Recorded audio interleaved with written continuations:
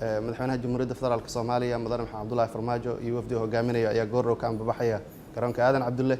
Madaxweynaha iyo wafdigiisa waxay ku sii jeedaan magaalada Dawxa ee dalka Qatar, halkaas oo ay booqasho 2 maalmood oo shaqo uga bilaaban doonto. madaxweynaha inta uu ku sugan yahay magaalada Dawxa wuxuu la kulmi doonaa amiirka dowladda Qatar Sheekh Tamiim bin Hamad Al Thani. booqashada madaxweynaha waxay daba socotaa kulamadii hore ee madaxweynaha iyo amiirku ay yeesheen. waxaan rajaynaynaa insha Allah in lagu dardargeliyo laguna xoojiyo xiriirka labada dowladood. Qatar waa dal kaalin mug leh ka qaadanaya dib u dhiska Soomaaliya. waxaan nala socotaan in usbuucii la soo dhaafay mashaariic waaweyn laga dhagax dhigay dalka oo ay dowladdaas iyo walaalaha ah fulinayso.